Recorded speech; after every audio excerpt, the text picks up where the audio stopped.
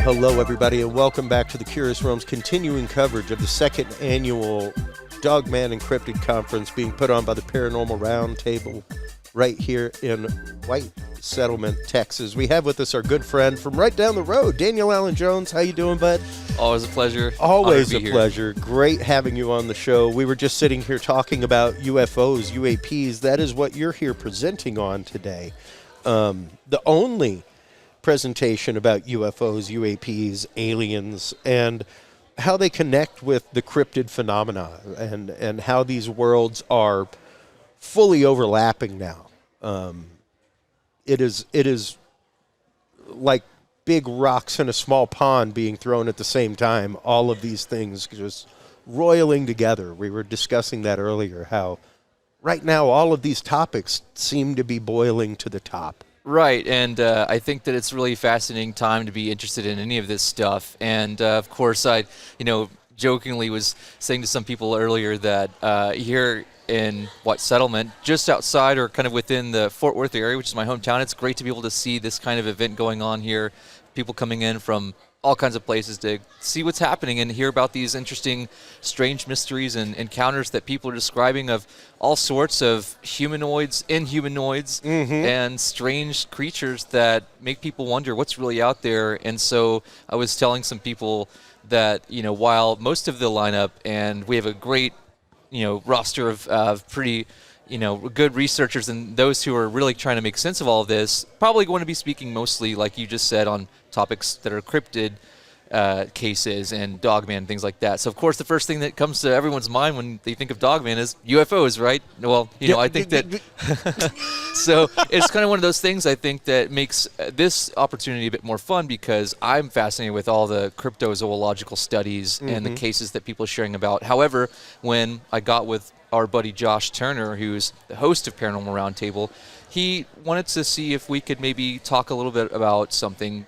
aside from just the cryptid stories and talk about something that's also kind of current and relevant about UAP. And the UFO issue right now is probably one of the most looked at in the news and in people's interest online.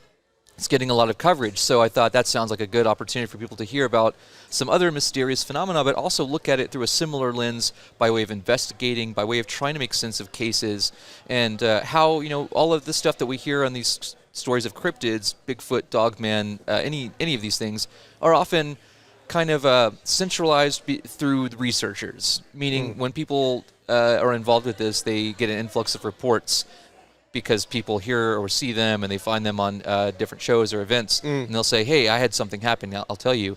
And because of how a lot of that works, some of those researchers go on to share about those accounts in books or other material, but a lot of times it doesn't really get and access to what people can look at other than through research. I think that there aren't as many centralized reporting agencies through cryptid efforts as there might be with other things like UFOs. Yeah. So I think it's kind of relevant because it helps to show that, and I'm not insinuating that we need a central, cryptid reporting agency necessarily, but it does help to show that the data can be accumulated. You can see statistics. You can gather other forms of information because of something that otherwise I think is helpful to see that other groups are trying to make sense of.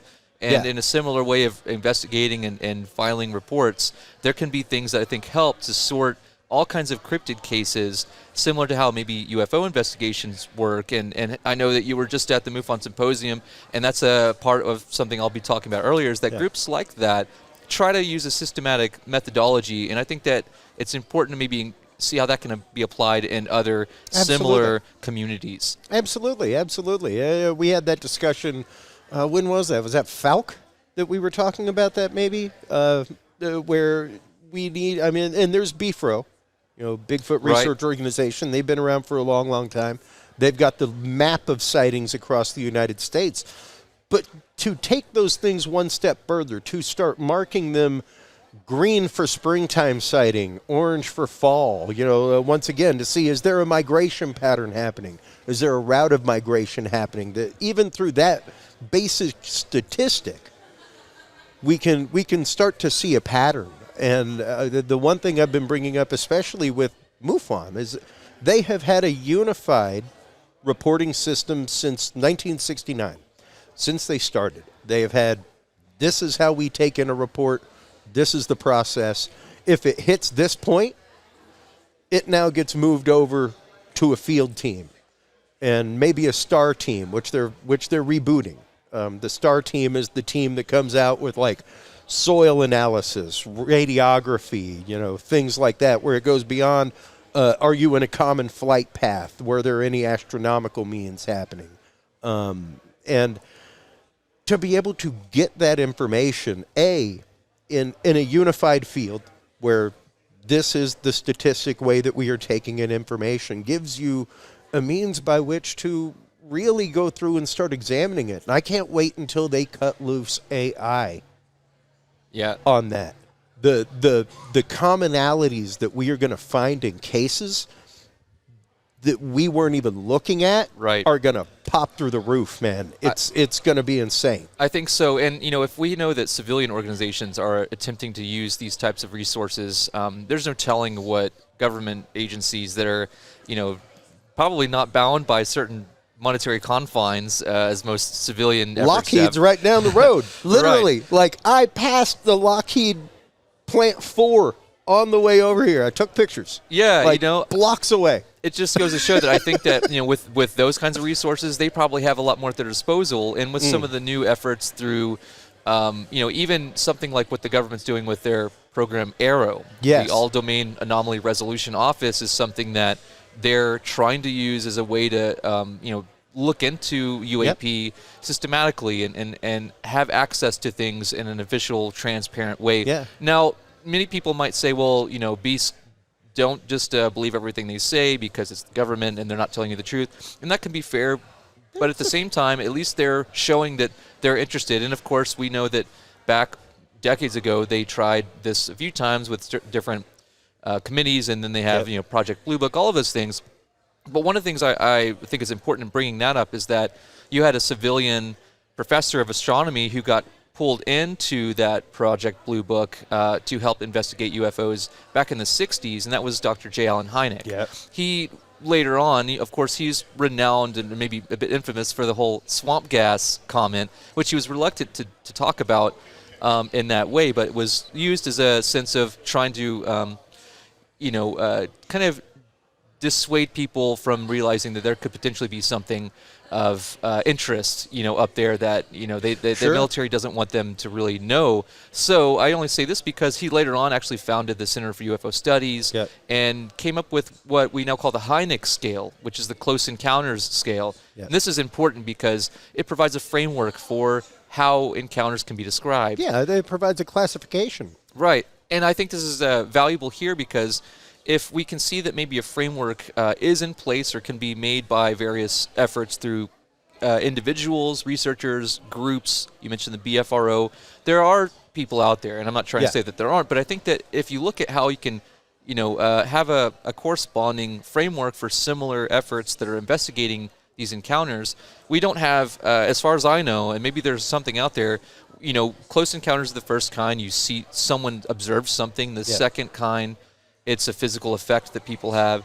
The third kind, you basically, people are observing or witnessing entities or occupants. The fourth and fifth kinds have been added. Hynek didn't originally come up with these, but they've been popularized later on, the fourth being abductions and the fifth being human-initiated.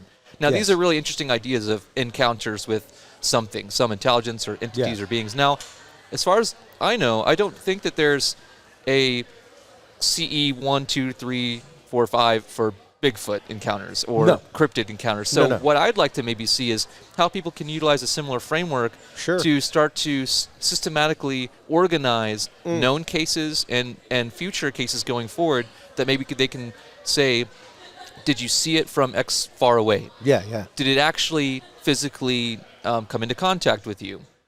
Did you have another experience or did something else happen? Did you elicit a response? Were you out there wood knocking and you got a vocalization back? That's like, that would be like CE5, where someone's deliberately trying to go out of their way. Initiating contact. And I think that you can see how maybe this type of framework can apply across the board, not just with the UFO subject, but with cryptids, with the paranormal. Absolutely. so absolutely. many things. And I think it's something that we should maybe consider that allows for us to work at organizing the material for other data sets that might help us cross-culturally, cross-community, and I think that's interesting to consider. And we will see what happens with Arrow. Arrow.mil, AARO.mil, everybody. They just released their reporting form yesterday. Yeah, literally. Yesterday. It's live. You could not be more hot off the press for this topic. And we as a humanity, once again, are facing a huge quandary with a lot of these things. And with science right now, the science is becoming more and more unbelievable, Daniel. And it's remarkable to think that when we start talking about some of the things that we have accomplished, even slowing down light through medium, things like that in the lab, absolutely remarkable and groundbreaking. When you're talking sustained fusion, which has now been replicated, not just replicated, but with more potency. Like, we did it better than we did the first time. We are hitting a realm of technology that at least humanity has not had for a long, long time, if we ever had it before. Right. And we have forgotten. It's pretty exciting, but it's also very eye-opening to look back and to consider the amount of time between certain major milestone events, the Wright brothers, moon landing, and then we have sort of these gaps in our last few decades that make us wonder, how have things been going with all of this? And the technology and the leaps thereof, I think, are really important to just keep in mind, to see that, with our technology that we have, ready in our hand at any given moment, that we can access almost any information in the world online. It's so different than just a century ago that people had access to things through books and other multimedia that may have helped in some ways, but not everyone could go over and just be able to search and connect and contact anyone in the world instantaneously. And it's fascinating to consider that even in this brief span of time from that till now, where we could potentially go in the next century from this point. Yeah, precisely. When you look at just the small amount of time that we've even been walking, because I wouldn't even say that we are running with this technology yet. Yeah. We are still walking with it, It is still technologically and human race speaking, very young technology, very, very new. So how will we apply it? How will we work it? How will we utilize AI to help these endeavors? Because, I mean, so many people view it in such a horrible way. And the way I keep explaining it to people is, please remember, it will only be as smart as we let it be, period.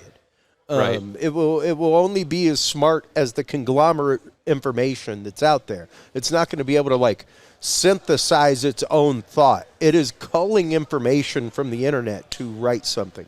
Yeah, that's how that's working. And even Zoom just came out and released the fact that if you're a Zoom user, just so you know, especially if you're using them for lessons and things like that, folks, Zoom has officially said that they are recording all conversations and feeding it to their AI for training. Interesting. So many months ago, whenever we had Billy Joe Kane, hey buddy, from Radical Empathy Education Foundation, he was talking about some of the amazing things that he was doing with Zoom and AI, that they had all these plugins. He's like, I don't know why they're just giving them away. I'm like, are you joking? Why wouldn't you give it away? Right. You have the most open opportunity to train that AI in real time on language that you would ever have. You have people having Zoom sessions in Pashtun over here. They're having them in Spanish over here. They're having them in English over here. They're having them in French over here. You can real time train your AI in all of these things. Yeah. In the same time. It's pretty incredible. It's remarkable. It's remarkable. Well, one of the things that I think is fascinating is that we were just together here a few weeks back at Craig Woolheater's event, the Texas UFO Con, and I presented on a fun topic that I threw together about cosmic anthropology. And one of the themes in that presentation was cryptolinguistics. Why I think that's important is because here at our Dogman conference, we've got Ron Moorhead, and he's fairly well known in his involvement with in the Bigfoot world for what's called the Sierra Sounds, which he captured in the Sierra Mountains in Washington State back in the 70s. And whether it was real or not real, people can argue back and forth. One thing that's interesting, whether you want to use this or just I'll have it as an example, and we've got them here, which is really great. I think that with the advances in how AI is deciphering different ancient languages and scripts and things, it could potentially help us, whether it's with the CR Sounds or something like that. It can give us some perspective very similar to what we were talking about earlier that maybe humans might not immediately pick up on. Yeah. And I think that can be a helpful way for us to start to break down patterns. And that was sure. the other big topic Sure. is that when we start to see things in fundamental structures of reality, maybe that these are common traits that other intelligences might utilize, and that can be on a grand scale or something even here terrestrially. And I think that, let's say, if those sounds that we hear in the Sierra Sounds are actually creatures, that are associated with Bigfoot, if that's going on and they have some kind of form of language,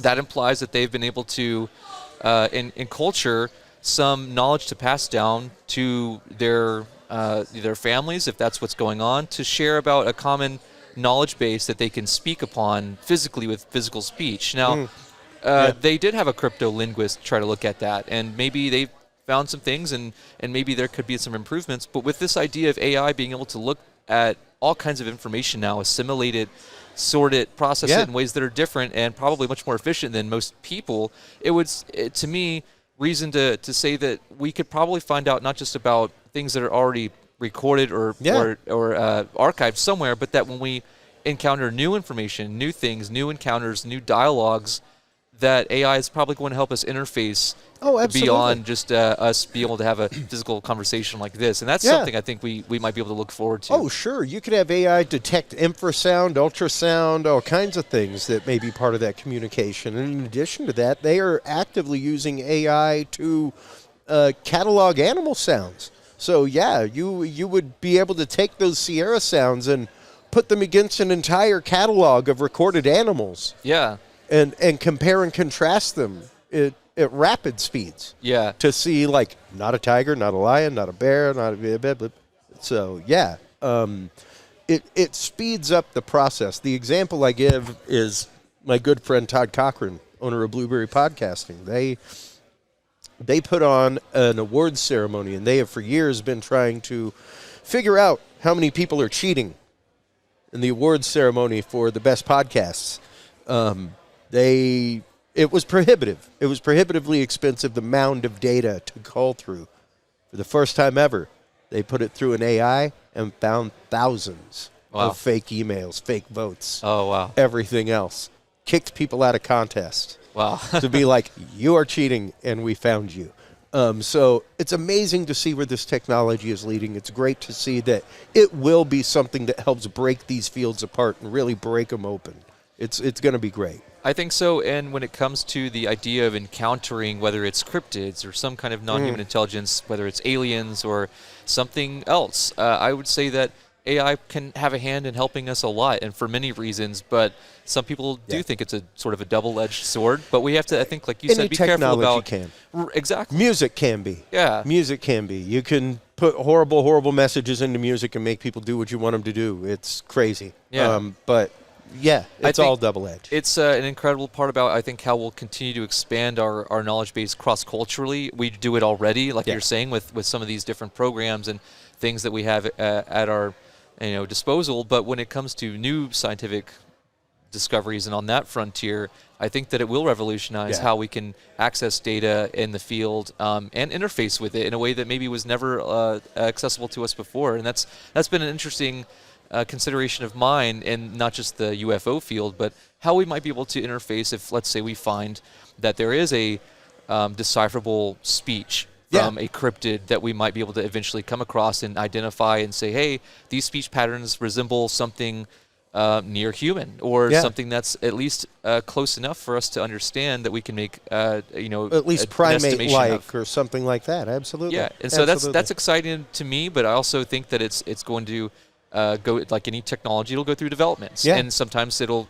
be shown to seem ineffective. In some ways, it's going to be way more effective. So, I think it's brilliant, but we got to just pay attention and see how it how it'll work out when it does happen. Absolutely. Daniel, thank you as always for the time, but let everybody know where they can go to catch up with all your recent work, where they can go to keep track of the Vortex, my friend. Sure. So I share a lot of my media on the Vortex, which is my YouTube channel, and I'm pretty well accessible on all social media as well: Facebook, X, previously known as Twitter, Instagram.